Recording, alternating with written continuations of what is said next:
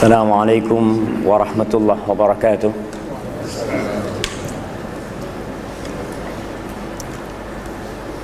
Alhamdulillah alladzi bi ni'matihi tatimmus shalihat. Segala puji bagi Allah Jalla Jalaluh yang karena nikmatnya kebaikan-kebaikan menjadi sempurna, yang karena rahmatnya sampai hari ini Allah masih memperkenankan bagi kita untuk datang ke rumahnya. Allahumma salli wa sallim wa zid wa barik wa an'im ala abdika wa rasulika habibina wa syafi'ina Muhammad.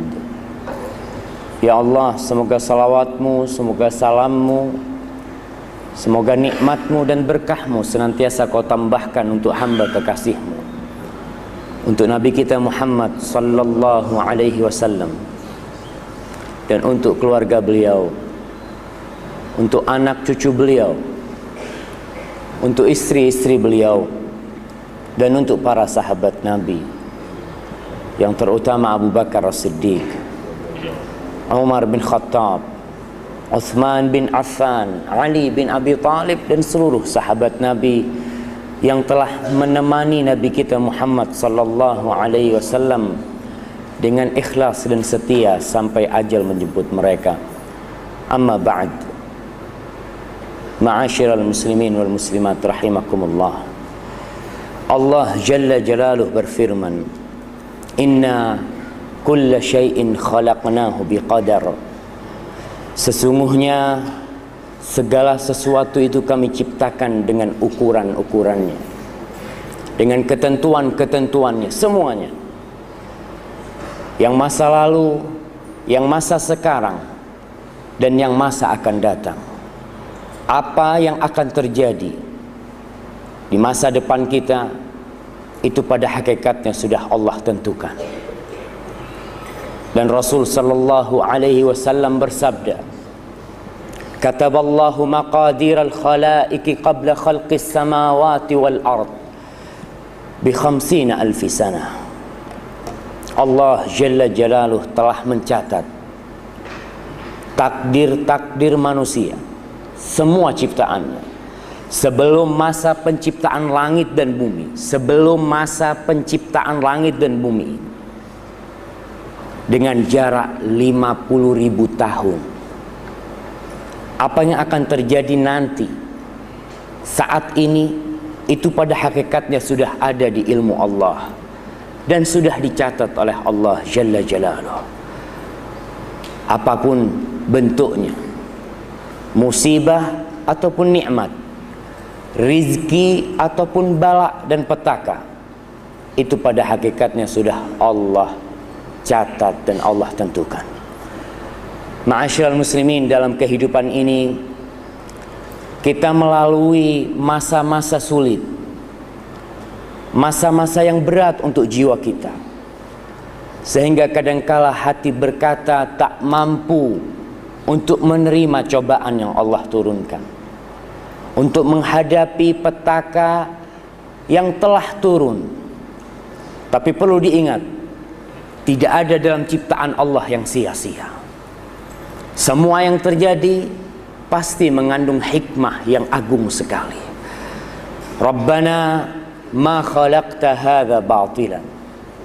Ya Allah, wahai Rabb kami, tidaklah kau ciptakan ini dengan cara yang batil, dengan cara yang sia-sia. Baik itu penyakit, baik itu rasa sakit, atau petaka, atau musibah. Dan perlu kita ketahui bahwa Allah Jalla Jalaluh biyadihil khair, di tangannya segala kebaikan. Dan tatkala Rasul sallallahu alaihi wasallam berdoa kepada Allah, dia mengatakan wasyarru laysa ilaik. Dan pada hakikatnya kejahatan, keburukan itu tidak datang dari Allah Jalla Jalaluh. Keburukan itu datang dari diri kita sendiri. Karena tidak ada yang buruk dalam ciptaan Allah Jalla Jalaluh. Mungkin menurut kita itu jelek, tapi keburukan tidak dinisbatkan kepada Allah Jalla Jalaluh. Tiada peristiwa yang terjadi di muka bumi ini yang menurut manusia buruk, yang menurut kita jelek, tapi pada hakikatnya di mata Allah Jalla Jalaluh dia mengandung banyak hikmah yang banyak di antara kita mungkin tidak mengetahuinya. Allah Jalla Jalaluh memberikan satu arahan dan amaran buat kita semuanya, agar kita menghadapi semua yang terjadi buat diri kita, untuk anak kita, untuk keluarga kita, untuk istri kita, dan untuk siapa saja, agar kita memandang dari sisi pandang yang positif. Allah mengatakan fa'asa an takrahu syai'an wa yaj'alallahu fihi khairan katsira. Bisa jadi, boleh jadi kalian membenci sesuatu, padahal Allah Jalla Jalaluh telah meletakkan di balik itu, di balik peristiwa itu, kebaikan yang banyak yang kita mungkin tidak mengetahuinya. Kita mengenal dengan yang namanya peperangan. Satu perintah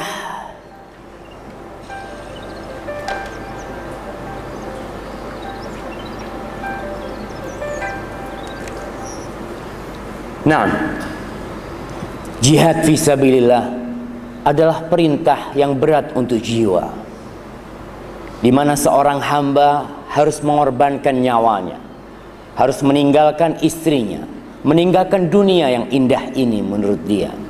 Allah Jalla Jalaluh mengetahui kecintaan manusia kepada jiwanya, kepada keluarganya, kepada anak dan istrinya. Allah mengatakan kutiba alaikumul qital wa huwa kurhul lakum fa'asa an takrahu syai'an wa huwa khairul lakum wa asa an tuhibbu syai'an wa huwa syarrul lakum wallahu ya'lamu wa antum la ta'lamun.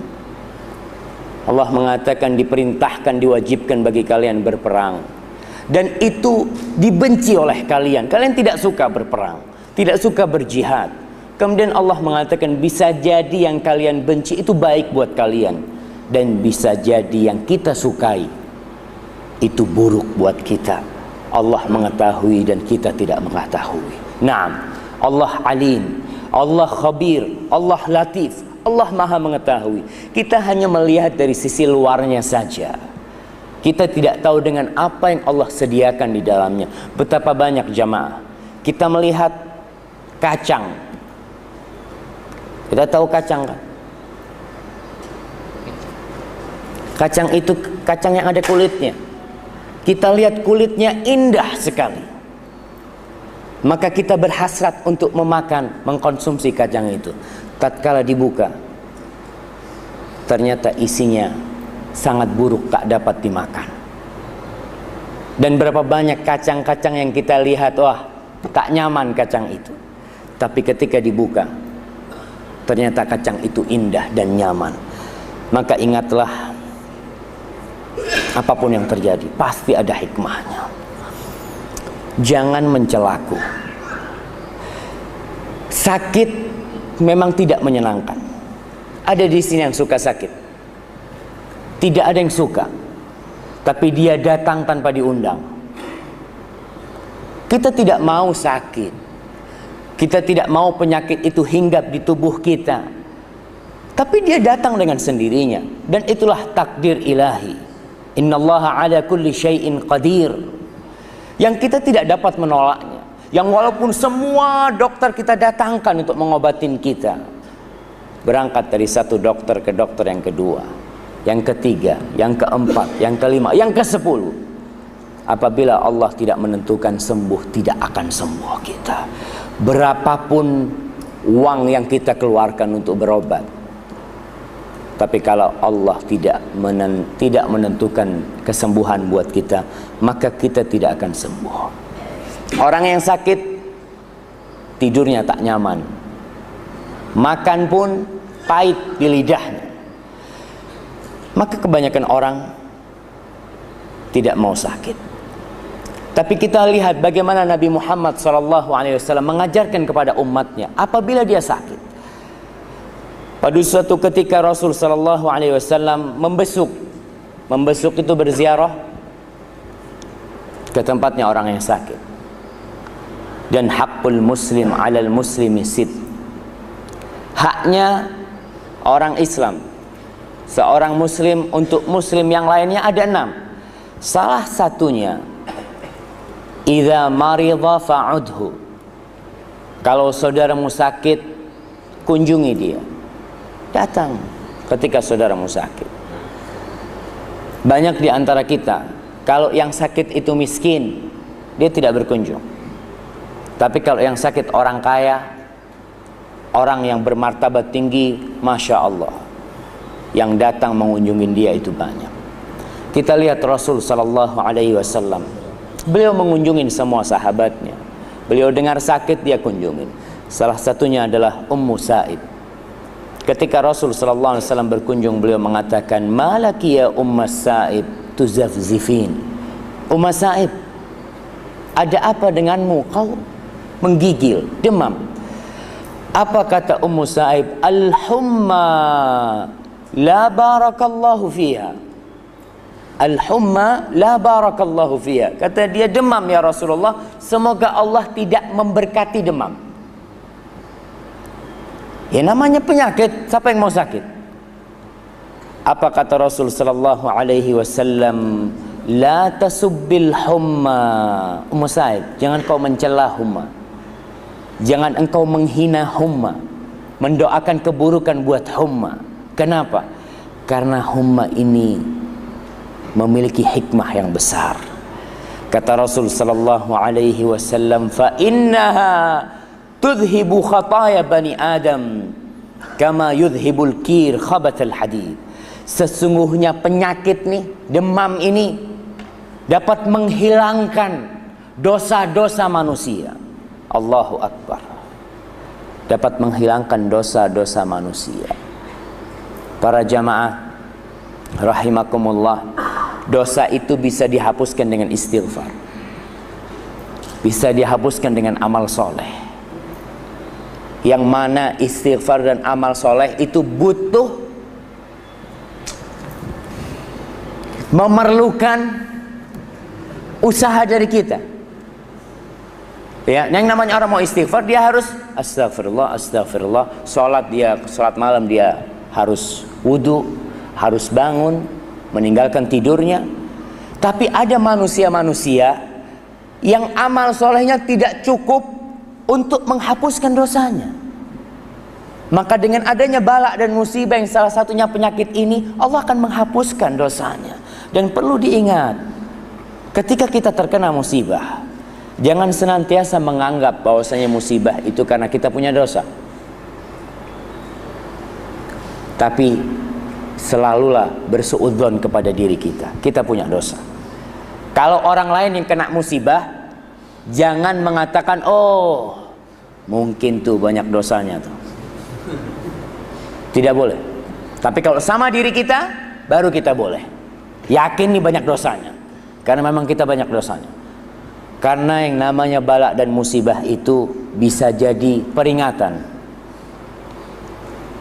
Allah menurunkan bala dan musibah kepada Fir'aun dan kaumnya. Apa kata Allah? La'allahum yatadarra'un.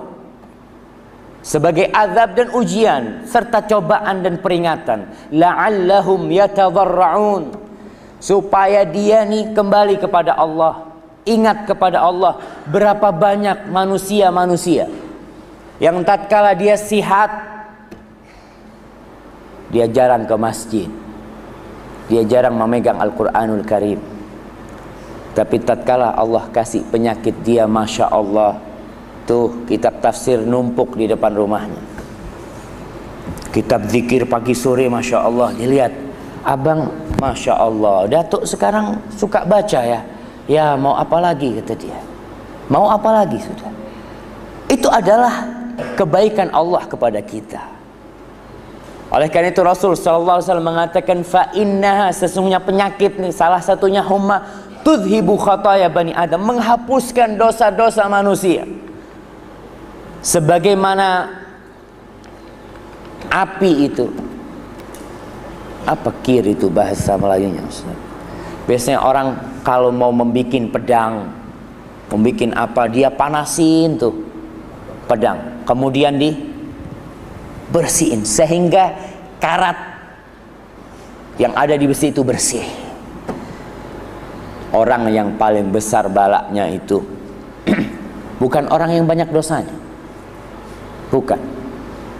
Kata Rasul sallallahu alaihi wasallam, asyaddun nasi bala'an al-anbiya. Orang yang paling besar cobaannya adalah para nabi.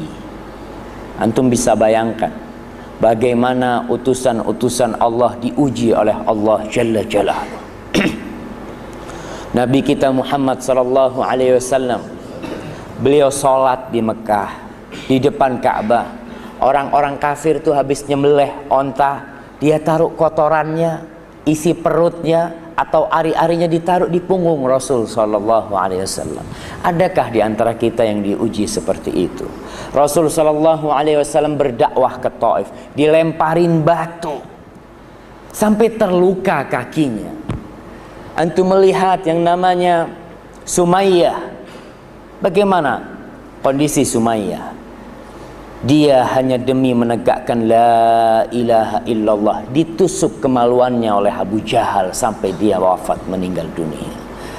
Antum ingat dengan Khabbab bin Arad. Khabbab bin Arad ini seorang budak yang masuk Islam, yang dia disiksa oleh majikannya, dibakar punggungnya. Dibakar punggung Khabbab bin Arad sampai dia itu tidak mati, api dari punggung tidak padam kecuali ketika kering punggungnya itu. Umar bin Khattab pernah bertanya ketika dia menjadi khalifah, Khabbab, seberapa besar siksaan yang kau dapat dari orang-orang kafir Quraisy? Khabbab bin Arad membuka punggungnya, menunjukkan kepada Umar bin Khattab. Kata Umar, aku tidak pernah melihat punggung seburuk punggungnya Khabbab bin Arad. Ketika menghadapi siksaan yang begitu beratnya, Khabbab bin Arad dan beberapa budak itu mendatangi Rasul sallallahu alaihi wasallam. Tatkala itu Nabi kita Muhammad sallallahu alaihi wasallam bernaung di bawah naungan Ka'bah. Khabbab datang mengatakan, "Ya Rasulullah, ala tastansir lana? Ala tad'u lana ya Rasulullah? Apa engkau tidak mau berdoa buat kita? Meminta pertolongan kepada Allah untuk kita?" Kondisi umat Islam benar-benar sangat memprihatinkan. Khabbab meminta Rasul untuk berdoa. Apa kata Rasul sallallahu alaihi wasallam? Laqad kana fi man kana qablakum. Sesungguhnya orang-orang sebelum kalian itu, di antara mereka yang menegakkan agama Allah Subhanahu wa taala, ada sebagian di antara mereka yang digergaji kepalanya, ditanam di dalam bumi, fayunsharu, digergaji sampai kepalanya terbelah menjadi dua. Wa ma yaruddu dzalika an dinillah. Dan itu tidak membuat dia berpaling dari agama Allah Jalla Jalaluhu. Wa yumshatu bimishyatin min hadid. Dan sebagian di antara mereka itu disisir dengan sisir dari besi sehingga dagingnya terkelupas dari tulangnya. Wa ma yaruddu dzalika an dinih.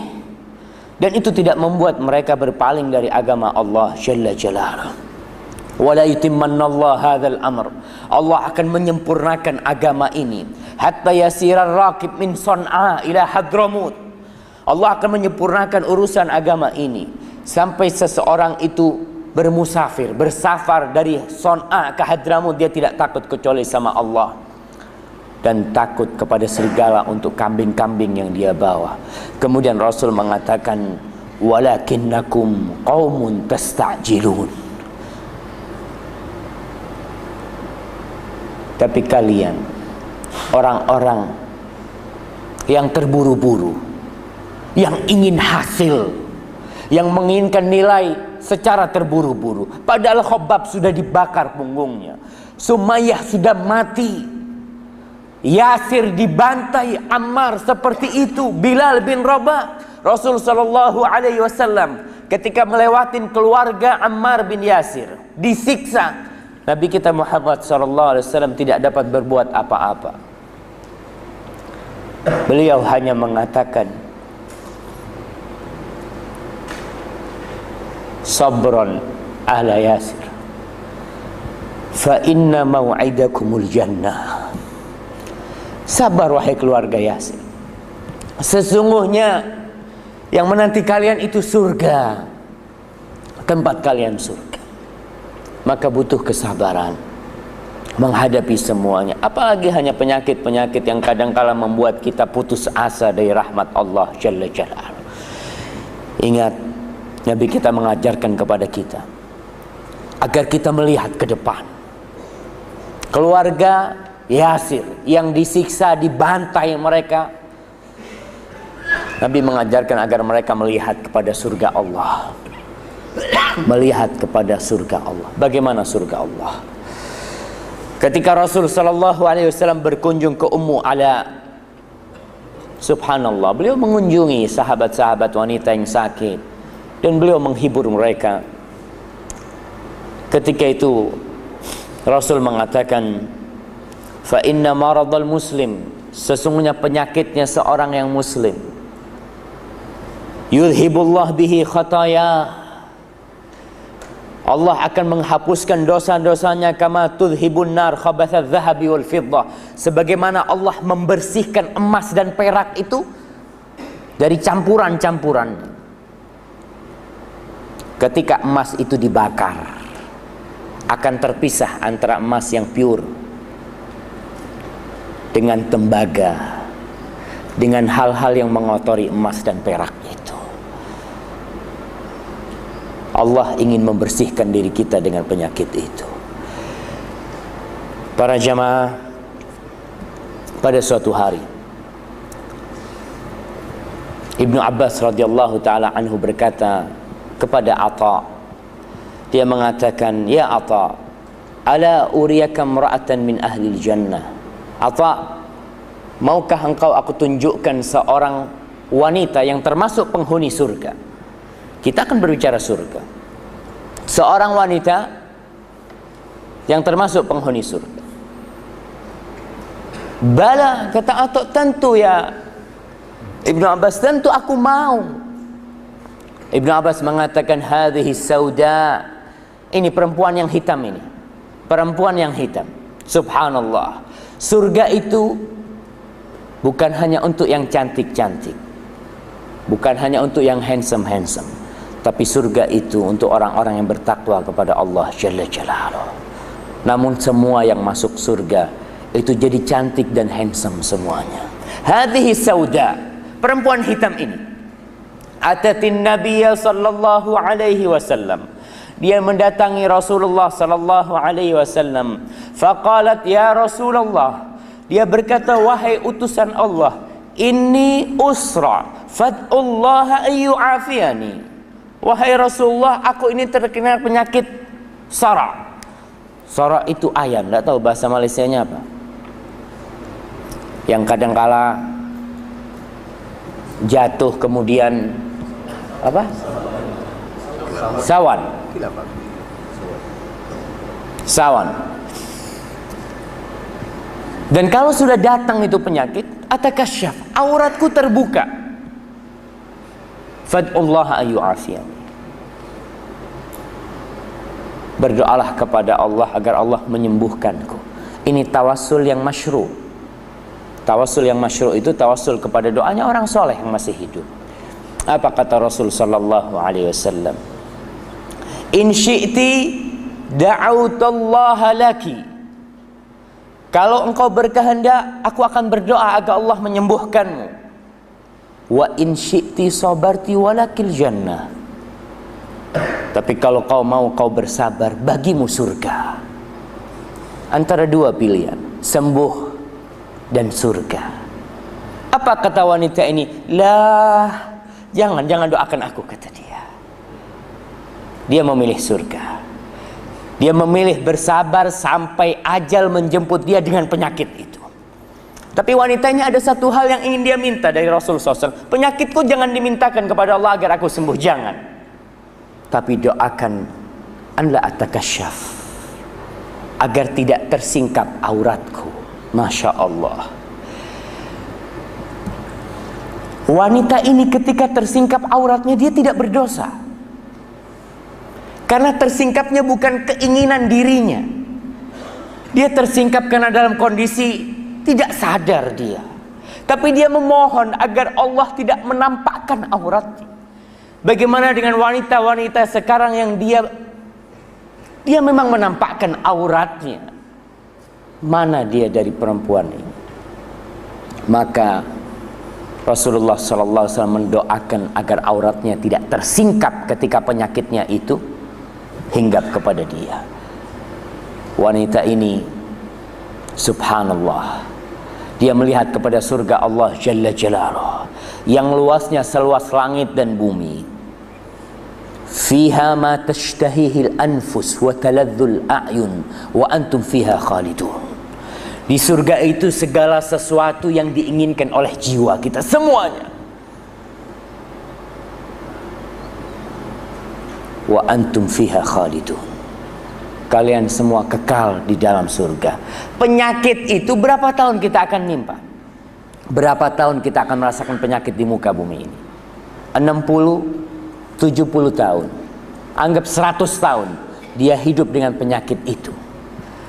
Tapi kelak dia di surga kekal dan abadi di dalamnya.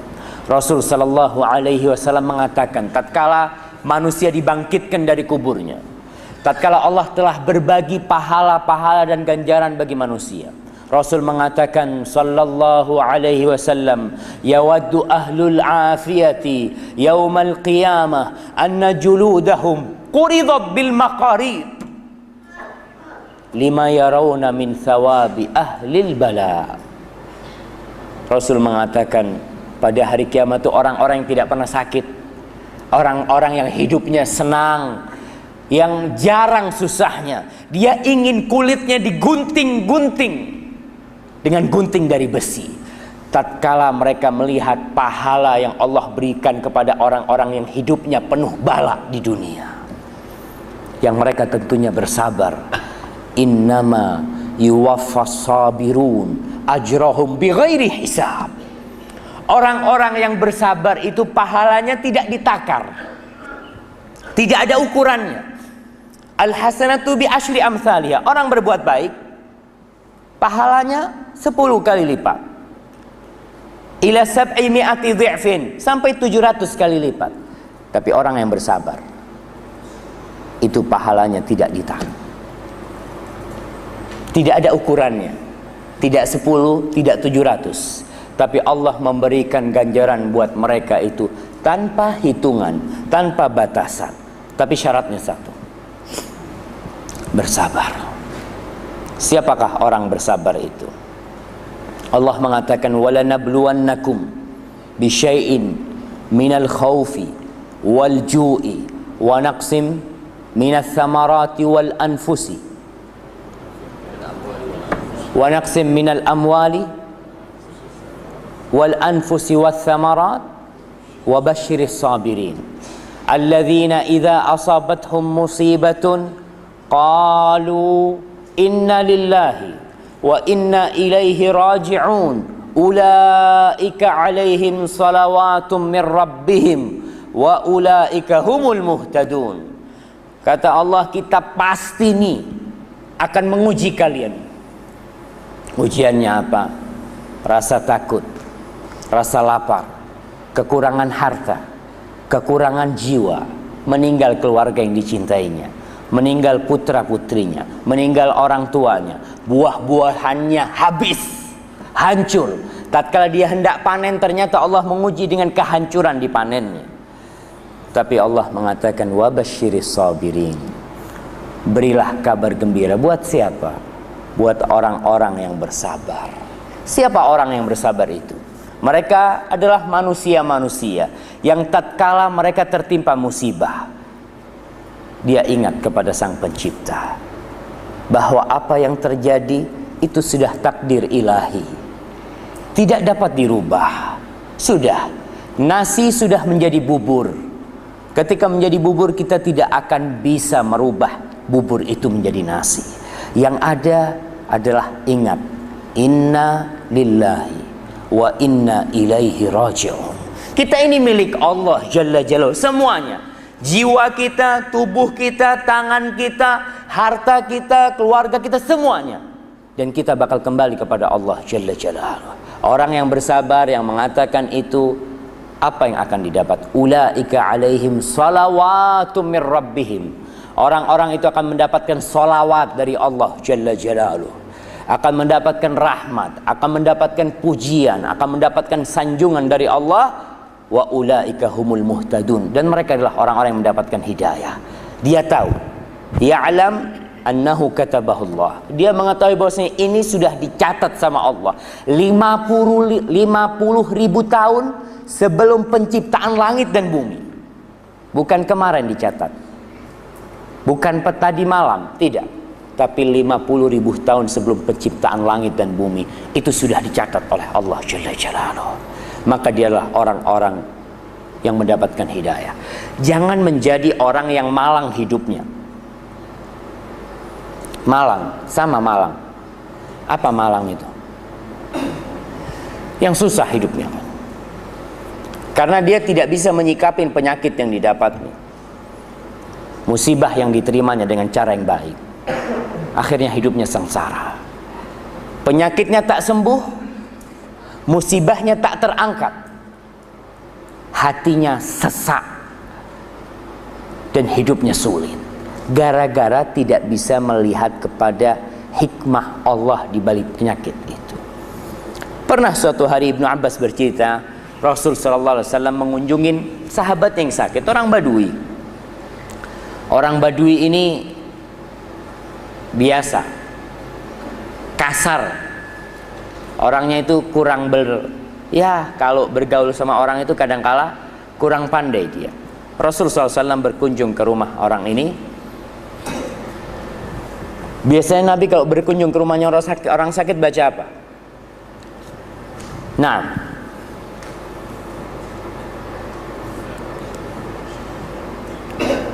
yang mana yang mau jawab? Angkat tangan yang mau jawab lah. Tafadhol, angkat tangan yang mau jawab. Apa? Alhamdulillahilladzi afani?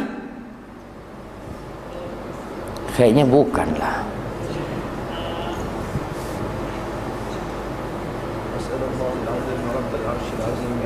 As'alullahal azim Rabbal arsyil azim, itu doanya. Tapi kalau pengunjung biasanya nyebutkan satu bacaan. Apa? Ini Madatu yang jawab. Fadhal Datuk. La ba'sa tahurun insyaallah. Enggak apa-apa tuh. Enggak apa-apa, ini penyakit enggak apa-apa. Dan ini diajarkan oleh Rasul sallallahu alaihi wasallam sebelum ada dokter-dokter. Kan secara etika dokter itu tidak boleh nakut-nakutin pasiennya kan. Ini penyakitnya bakal mati tuh 2 bulan lagi gitu kan. Ini langsung mati tuh. Makanya dokter itu kalau ngomong tentang penyakit, dia akan berbicara sama keluarganya. Ini penyakitnya sudah parah gitu ya. Tapi ngomong sama pasiennya enggak. Rasulullah SAW datang ke orang sakit ini, beliau mengatakan la ba'sa tahurun, insyaallah nggak apa-apa nih, penyakit ini sebagai pembersih. Tenanglah, tidak perlu jadi beban. Apa katanya Rasul ketika mendatangi Badui ini? Berkata itu la ba'sa tahurun insyaallah. Apa katanya Badui ini? Kalla, tidak seperti yang kau katakan. Bal humma tafur ala syaikhin kabir kaima tuziruhul qubur. Kaima tuziruhul qubur. Kata dia, enggak, ini penyakit tidak seperti yang kau katakan. Yang mengatakan Rasul sallallahu alaihi wasallam. Tapi ini orang Badui tidak terima, karena dia melihat ini penyakitku panas yang mendidih, demam yang mendidih, yang menimpa orang yang sudah tua renta, yang akan mengantarkan dia ke kuburan, kata dia. Akan menghantarkan dia ke kuburan. Rasul kembali mengatakan la ba'sa tahur insyaallah. Badui ini mengulangi jawaban dia. Kemudian Rasul mengatakan, ya sudah, kalau kau ingin itu silahkan. Rasul bangkit dari sana, dan betul sore harinya itu dibawa ke kuburan dia, dihantarkan ke kuburan. Hadis ini diriwayatkan Imam Bukhari dan Ahmad dan Daulabi. Yang ingin saya ingatkan, jangan menjadi seorang seperti Badui ini, yang melihat penyakit sesuatu beban dalam hidupnya. Jangan. Kita lihat penyakit ini menghapuskan dosa-dosa kita, menghancurkan. Allahu Akbar. Wala yazalul bala'u bimri'in hatta yamshiya ala wajhil ardi wa laysa alaihi khati'ah. Kata Rasul sallallahu alaihi wasallam, ada orang-orang yang balaknya itu terus menimpa dia. Kalau istilahnya orang Jawa itu, sudah jatuh ketimpa tangga. Iya, sama kan? Subhanallah. Udah sakit, anaknya meninggal, umpamanya gitu kan. Usahanya bangkrut. Bangkrut sama? Apa? Bankrupt. Masya Allah. Bankrupt itu ya bankrupt lah. Usahanya tidak berhasil gitu kan. Udah. Ada orang yang balaknya terus bersambung. Satu balak selesai, balak yang kedua datang. Sehingga dia berjalan di muka bumi ini tanpa punya dosa. Dosanya sudah bersih. Tinggal surga yang menanti dia. Ma'asyiral muslimin, kadangkala dalam kehidupan ini selain penyakit, kita menghadapi masalah-masalah ya yang menurut kita tidak ada jalan keluarnya. Semua pintu sudah kita coba, buntu. Semua jalan buntu, tertutup semua. Maka ingatlah ketika itu bahwa ada satu pintu yang tidak pernah ditutup, yaitu pintu Allah Jalla Jalaluh. Ketika antum sudah tidak berhasil berobat ke sana dan ke sini, karena memang yang bisa mengobatin penyakit antum hanya Allah Jalla Jalaluh. Ketika minta tolong kepada fulan dan alan, ternyata urusan antum tidak bisa diselesaikan. Ingatlah, inna ma'al usri yusra. Pasti. Tatkala Nabi Musa alaihissalam dikejar-kejar oleh Fir'aun bersama bala tentaranya, yang bala tentara Fir'aun dengan persenjataan yang lengkap, sehingga mereka itu sampai ke pantai, ke laut. Kaumnya Nabi Musa mengatakan, inna lamudrakun. Sudah, kita pasti dibantai dihantam sama tentaranya Fir'aun. Ini contoh-contoh manusia yang tidak berhusnudzon kepada Allah Jalla Jalaluh. Allah berfirman dalam hadis qudsi, ana inda dhanni abdi bi. Aku sesuai dengan prasangka hambaku kepadaku. Aku sesuai dengan prasangka hambaku kepadaku. Ketika kita berhusnudzon kepada Allah, kita yakin Allah akan membantu kita, Allah akan bantu. Tapi tatkala kita sudah bersuudzon, ya sudah, nggak mungkin Allah bantuin aku. Allah pun tidak akan menurunkan bantuannya. Kaumnya Nabi Musa mengatakan inna lamudrakun. Dia bersuudzon kepada Allah Jalla Jalaluh. Tapi Nabi Musa menepis suudzon mereka dengan mengatakan, kalla inna ma'iya rabbi sayahdin. Tidak benar yang kalian katakan. Sesungguhnya Rabbku bersamaku dan dia akan memberikan petunjuk kepadaku. Dan betul, tatkala sudah tampak, falamma tara al-jam'an qala ashabu Musa inna lamudrakun kalla qala kalla inna ma'iya rabbi sayahdin. Dan apa yang terjadi setelah itu? Ketika kita yakin dengan pertolongan Allah, selesai urusannya. Laut menjadi terbelah dan Nabi Musa berjalan dengan aman di lautan itu, menyeberang. Ketika Fir'aun ingin mengejar Musa dan kaumnya melalui jalan-jalan dan lorong-lorong di laut itu, laut itu hanya keselamatan untuk Nabi Musa alaihissalam. Ingat dengan Ibrahim alaihissalam, kaumnya telah membuat api unggun yang besar, yang sehingga para sejarawan bercerita, kalau ada burung yang lewat di atas api itu, burung itu akan jatuh menjadi burung panggang. Dan orang-orang tidak bisa membakar Nabi Ibrahim, tidak bisa, mereka mendekat ke api itu, panas mereka. Akhirnya diriwayatkan oleh para ahli sejarah, iblis mengisyaratkan, mewahyukan kepada mereka. Karena setan ini yuhi ba'duhum ila ba'din zukhrufal qawli ghurur. Setan itu suka memberikan wahyu kepada kita. Diwahyukan oleh iblis untuk membuat menjanik. Apa menjanik itu? Apa menjanik itu? Katapil besar ya. Tahu kalau perang-perang dulu itu untuk melempar batu ya. Itu untuk apa? Plastik. Jadi yang ditaruh di sini kemudian dilempar. Dilemparkan tuh Nabi Ibrahim. Ibnu Katsir menceritakan banyak kisah-kisah Israiliyat tentang hal ini. Ibnu Katsir menceritakan bahwasanya di tengah jalan itu ketika dilemparkan, malaikat Jibril tanya, "Alaka ilayya hajah?" Ibrahim, apa kau memerlukan aku? Apa kata Nabi Ibrahim? Amma ilaika fala. Kalau sama kau, aku tidak perlu. Wa amma ilallahi fana'am. Tapi aku perlu sama Allah sekarang. Subhanallah. Itulah tingkat tauhid dan keimanan seorang hamba tatkala dia tidak tergantung kepada siapa-siapa. Maka Allah tinggal berkata, "Ya naru kuni bardan wa salaman ala Ibrahim." Ala Ibrahim. Wahai api, jadilah engkau dingin dan keselamatan buat Ibrahim saja. Orang-orang di luar kepanasan dengan api itu, tapi Nabi Ibrahim di tengah-tengah api dalam kondisi aman, tentram dan nyaman di situ. Maka berhusnudzonlah kepada Allah Jalla Jalla apapun yang kita hadapi. Kalau kita kena musibah,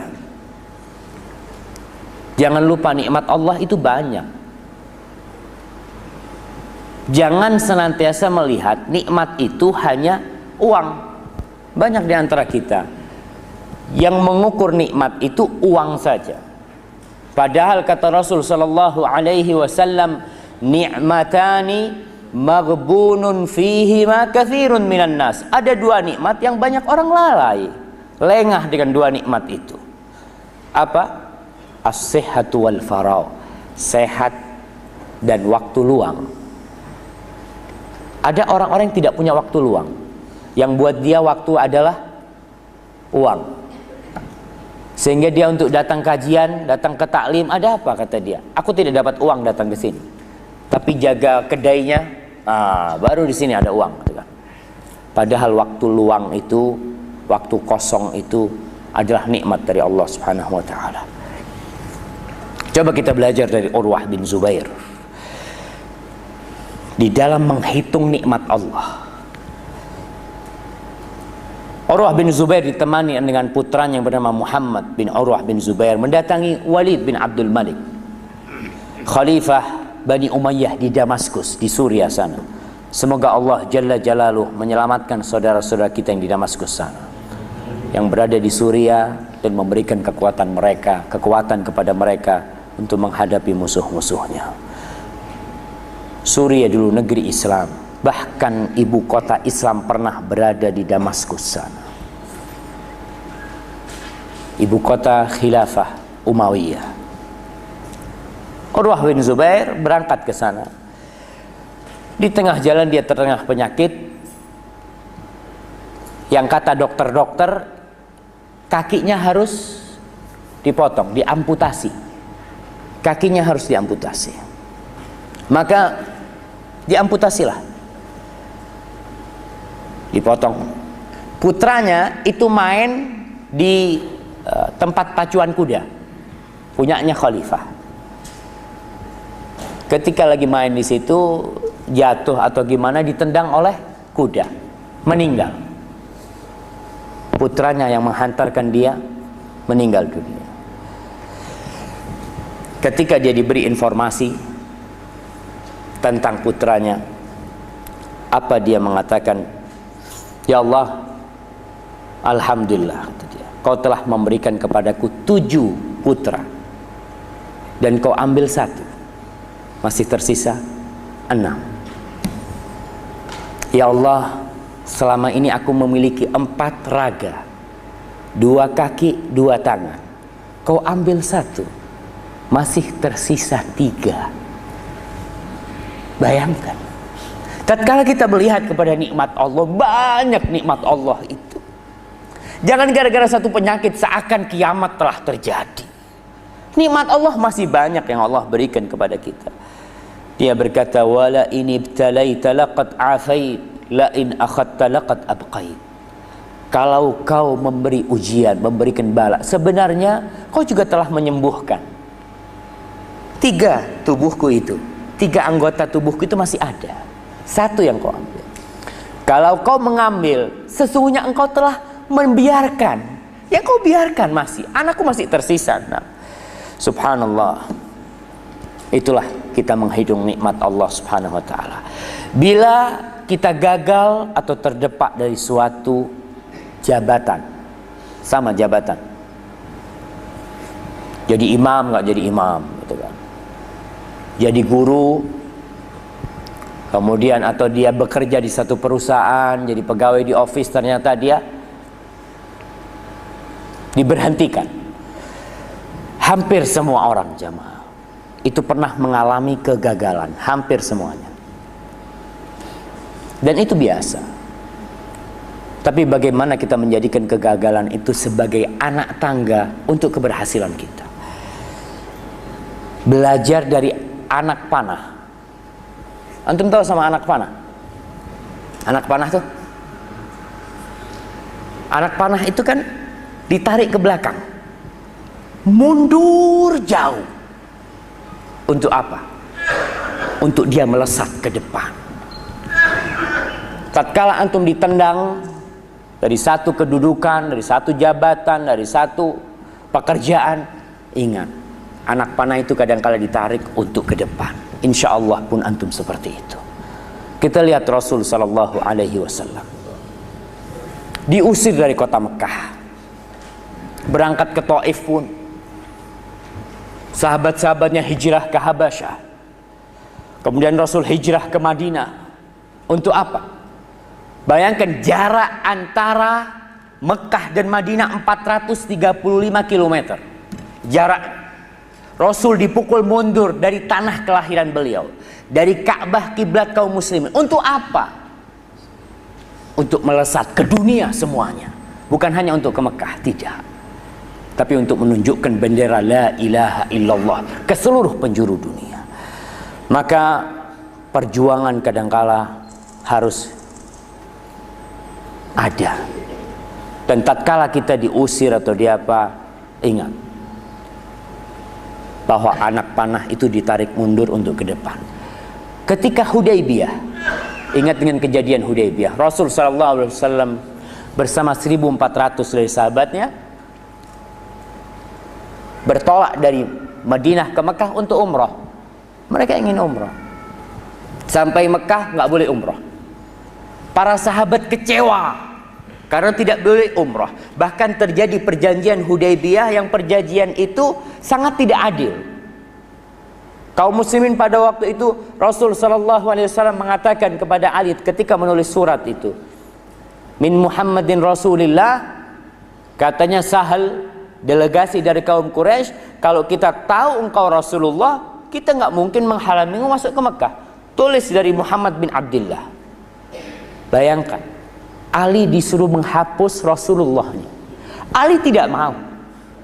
Kau Rasulullah, kata dia. Rasul mengatakan, tunjukkan kepadaku mana Rasulullah. Ditunjukkan, Rasulullah menghapusnya sendiri. Bisa dibayangkan. Rasulullah tanazul, ya, melihat hal itu sudah. Akhirnya para sahabat, dia sebagian ya kecewa karena tidak bisa umrah. Sebagian mengatakan, ya Rasulullah, kau berjanji kita bakal umrah, kata dia. Rasul mengatakan, tapi aku tidak janji tahun ini, kata Rasulullah SAW. Iya. Dan perjanjian Hudaybiyah itu, yang menurut kacamata orang-orang kafir Quraisy mereka menang, Allah menyebutnya Fathan Mubina. Inna fatahna laka fathan mubina. Kita telah membuka bagimu, memberikan kepadamu kemenangan yang nyata. Padahal nggak bisa umrah. Tapi itulah kemenangan yang nyata bagi kaum muslimin. Ma'asyiral muslimin,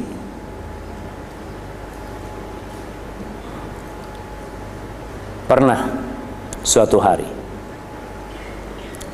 Ibrahim bin Adham bertanya kepada Syaqiq al-Balkhi. Dia mengatakan, ya Syaqiq, akhbirni amma anta alaih. Wahai Syaqiq, gimana kondisimu dengan dunia ini? Katanya Syaqiq, amma ana idza ruziktu akaltu wa idza muni'tu sabartu. Aku ini kalau menghadapi dunia, kalau dapat rezeki aku makan, kalau dapat nikmat aku makan. Tapi kalau aku dihalang-halangi dari nikmat, nggak dapat uang, nggak dapat rezeki, maka aku bersabar. Katanya Ibrahim mengatakan kepada Syaqiq, hakadha ta'malu kilabu balkhin indana. Subhanallah.